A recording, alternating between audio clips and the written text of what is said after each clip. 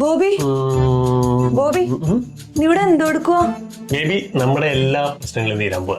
അതെന്താ ജോലിക്ക് പോകാൻ തീരുമാനിച്ച? അയ്യേ അല്ല, ഞാൻ മലയാള സിനിമയ്ക്ക് ഒരു സ്ക്രിപ്റ്റ് എഴുതാൻ തീരുമാനിച്ചു. നീയോ? പിന്നെന്താ, ഈ സ്ക്രിപ്റ്റിന് ഒരു 1.5 ലക്ഷം കിട്ടും. ഇത് ഹിറ്റ് ആവില്ലോ, അടുത്തതിന് നമ്മൾ ചോദിക്കുന്ന പൈസ കിട്ടും.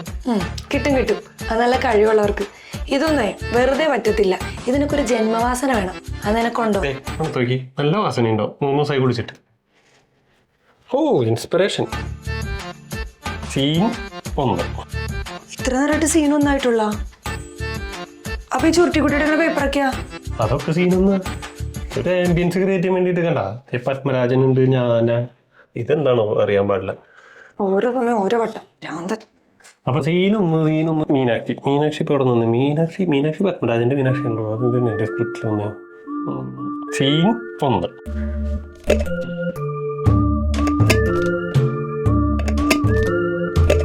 ഇയാളിന്ന് ഇവിടെ ഒന്നും ഉണ്ടാക്കിയില്ലേ? ഇയാളുടെ എഴുത്ത് ഞാൻ ഇന്നത്തോടെ തീർത്തരാം. ബോബി, താനിതൊരു ചപ്പാത്തി ഒന്നും ഉണ്ടാക്കിയില്ലേടോ? ബേബി ആട്ടയല്ല, ആർട്ടാണ്. എന്നാ താനേ ഇന്ന് രാത്രി ഈ ആർട്ട് സീൻ 1 മുക്കി കഴിച്ചോ. വയറ്റിലേക്ക് എന്തെങ്കിലും പോണെങ്കിലേ ഇവിടെ നിന്ന് സിനിമ ഉണ്ടാക്കണ്ട, അവിടെ നിന്ന് ചപ്പാത്തി ഉണ്ടാക്കാൻ നോക്ക്. കിട്ടി. എന്ത്? എന്റെ സിനിമയ്ക്കുള്ള പേര് കിട്ടി. ആരെങ്കിലും നിന്ന് അടുക്കളയിലേക്ക് ഒന്ന് ഉണ്ടാക്കിട്ടാടോ. മലയാള സിനിമ വെയിറ്റ് ചെയ്ത് ചാവും. മനുഷ്യനായിട്ട് ഉണ്ടാക്കാൻ ഒരു വെറുതെ കലാകാരന്മാര് കംപ്ലീറ്റ് ദിവസമാണ് ചപ്പാത്തി ഉണ്ടാക്കാം.